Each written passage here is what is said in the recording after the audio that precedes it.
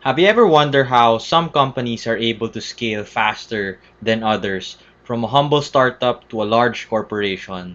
And in this book, we discuss how a simple strategy was adopted by Google and many other companies that was able to 10x their growth by simply measuring what matters. So, as usual, I have my 5 key takeaways. Let's start with the first one by determining what are OKRs. So OKRs stand for objective and key results. So objective is simply understanding what do you want to be achieved by a specific company, team, or division, right? The what you want to be achieved. The key result is the how. It focuses on if this is my key objective, what are the things, what are the key results or key things that I need to do in order to help me bring me closer towards my determined objective. So to cite an example, for example, you are in the freelance business, right? And your service offering is launching a website for freelance consulting. So that is your objective. In order to achieve that objective, you need to identify your key results. For this specific example, we have 3 key results that can help measure and bring us closer towards achieving that objective. So the first one is by simply researching and buying the best available domain by July 1.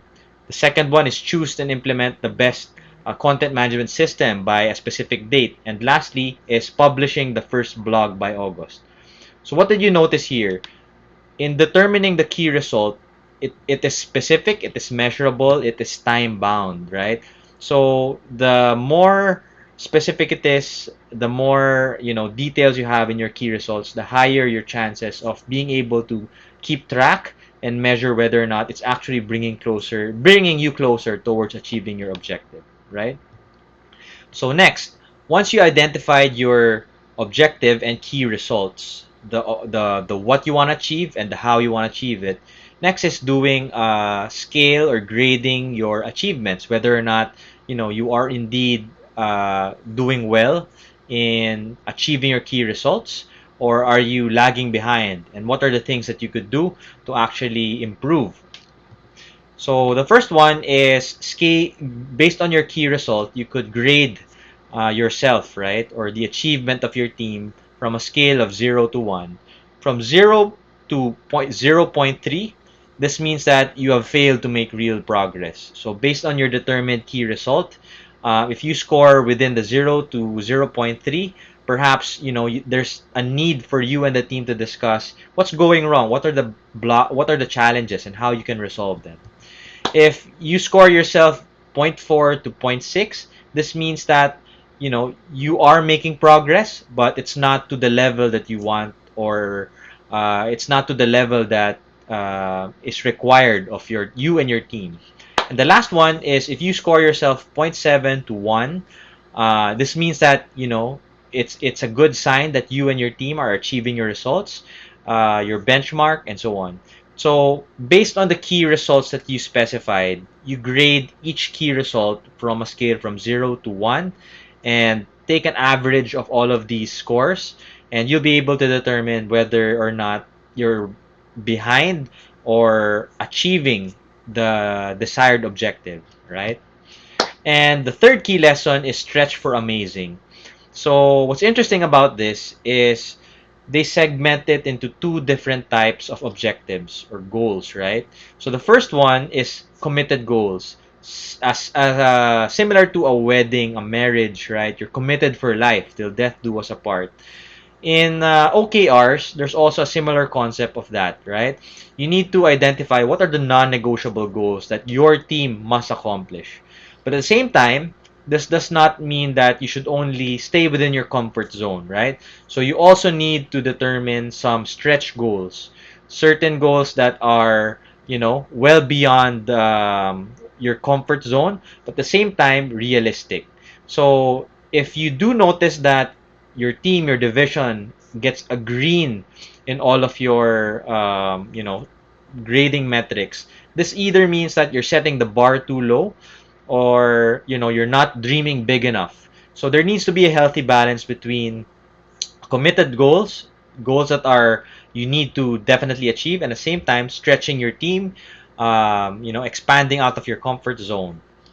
The fourth one is recalibration of OKRs. So once, it's very important to always assess, reflect whether or not you're actually doing the right thing or on the right path. So there's few certain questions that you can ask yourself based on your OKRs. So the first one is after a sprint, for example, when setting OKRs, it's usually done on a quarterly basis, semi-annually basis, and so on, right? So the first one is to ask yourself is what were your objectives, right? Did you actually achieve them? Did you achieve your objective? If so, what were the key factors that contributed to your success? If not, what were the obstacles that impeded you from doing or achieving those key results or objective? If you were to rewrite a goal, what would you change? Maybe there were certain learnings from the previous sprint, from the previous OKR session that you would want to rethink and recalibrate. And the last thing is, okay, what might you have learned or altered in terms of your approach in the next OKRs? Again, OKRs is, it's not fixed in stone. It means that you can recalibrate based on your performance, based on the direction of the company. So again, it's not static, but dynamic in a sense that you can change it every cycle, maybe it be a quarterly basis and so on. And one of the last key lesson I learned here is Project Aristotle. So this was a study done by Google that, multiple year long study wherein they understood what are the characteristics that made up a best team or outstanding team performance.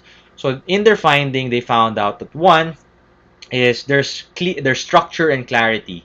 In terms of a team, there's clear delegation of who's in charge of what.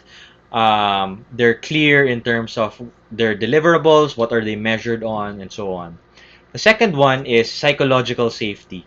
So, outstanding performance teams, have an environment amongst themselves that they feel that they are in a safe place, that they aren't being judged in case that they make mistakes. The third one is meaning of work. People in these outstanding teams feel that, they're passionate to what they are doing. They believe in the work that they do. The fourth one is dependability. Again, for a team to be an outstanding performer, they need to feel security that they can depend on each other to deliver results. And the last one is impact of work. So individuals in outstanding team feel that their work is impactful. It's actually contributing to the betterment of society and so on. So these are the structure of what makes an outstanding team. It's not simply about the intellect or the chemistry, but as long as you have these five key factors within the team, this actually statistics show that it can help your team overperform and overdeliver. So with that, I'd like to end with this quote. Bad companies are destroyed by crisis. Good companies survive them, and great companies are improved by them. So very powerful, right? With every hurdle, with every obstacle, there's always an opportunity to improve and actually, break away from the pack and do better. So with that, those are my 5 key takeaways. If you love the book summary, Measure What Matters, I've summarized a ton of other books in YouTube. Search Paulo Balinas, and I do one book summary every Sunday evening. So with that, thank you and have a great evening. Salamat. See you next Sunday.